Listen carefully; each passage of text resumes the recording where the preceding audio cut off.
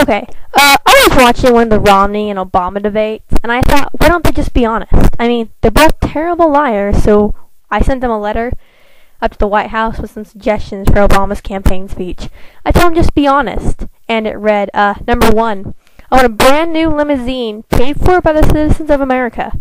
Number 2, I want a huge salary increase simply because I'm cool. I mean, I'm going to do it anyways, so I'm just going to tell you.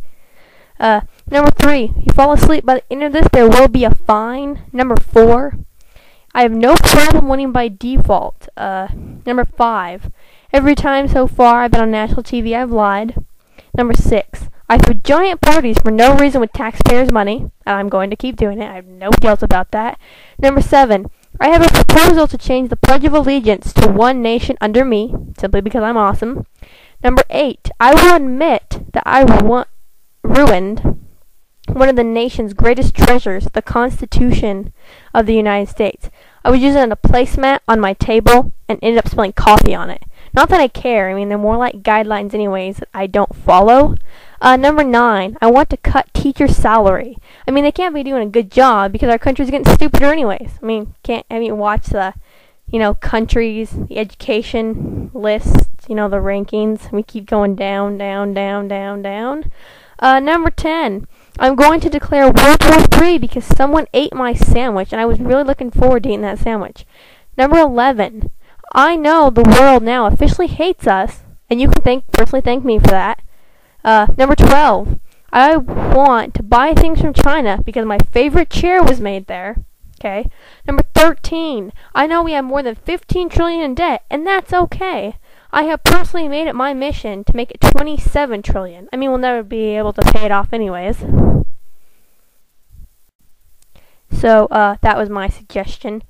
I mean, I would rather have a president that tells it to you straight, instead of sugarcoating it. Oh yeah, it could all get better. Probably not, but just maybe. I mean, we all know the truth, so just tell it to us. This country has gone down the drain, and personally, I don't think it's going to get any better. I went out to visit one of our schools. It was lunchtime, and it was fish stick day, so I figured I'd stay and eat. I tasted it, and oh my gosh, it tasted terrible! I was sitting there, and I looked around. I'm not to be mean or anything, but I swear half the kids were a little bit on the chubby side. The other side looked like they were on crash diets. I mean, after lunch, I went into the band room. It sounded wonderful. I mean, why would anybody want to cut the art and music programs? So I went up to the art program, walked in, started talking to one of the students. What you drawing? A shoe. I was like, what the heck? You're drawing a shoe? Why? So then I asked her, what's your teacher doing? I think she's updating her status on Facebook. So I went over to the teacher. What are you doing? Texting on Facebook and my phone.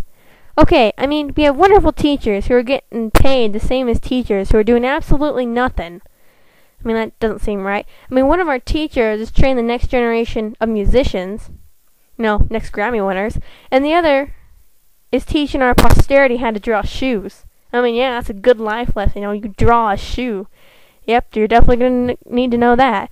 I was over on the East Coast with some of the volunteers after Hurricane Sandy struck. I saw Obama over there. I walked up to him and asked him what he was doing. He said he was helping to clean up.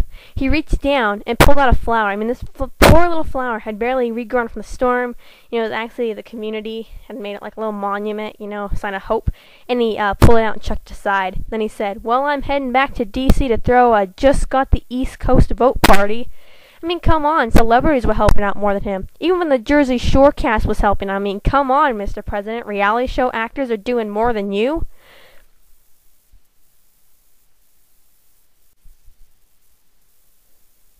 I went by the White House on Halloween, and Mrs. Obama greeted me and gave me a bag of all-natural, organic, gluten-free, sugar-free, light diet carrots to promote America to get healthier. So I gave one a try, and I swear they taste like cat litter. I went back and was talking to Obama, and he was like, what the heck? Is your wife trying to poison me? And he answered, yeah, she's giving those all the people who don't look like they're on crash diets and don't look like supermodels. I'd go check yourself into a hospital. I'll try to not up the cost before you get out. I mean, I was like, did she get up by a mob of fat kids when she was in grade school? I mean, not everybody has to look like supermodels. That's what kind of sets them apart from everybody else. That can't be healthy. I traveled to Alaska. I mean, these people were so happy, and I could not figure out why.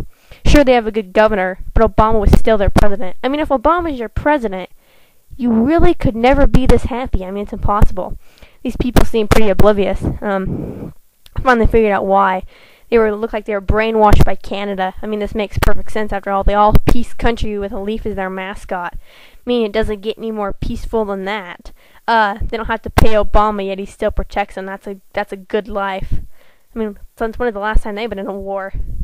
I decided to travel down to our other border. I went up to one of the little booths on the Mexican-American border. Didn't see anyone, so I jumped up and looked inside, and the guy was passed out on the floor.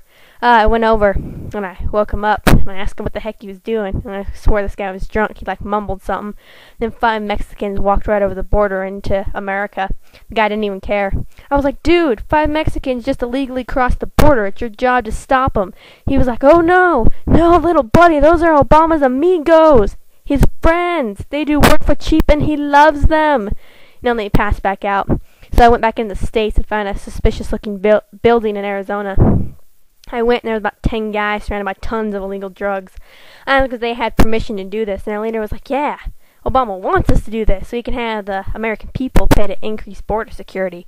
But in the end, he just keeps it to himself. I mean, I left. There wasn't anything I could do. I was going to go over to Quantico and be like, hey, people are breaking the law. I mean, that's what you guys are paid to do, but people are still breaking the law.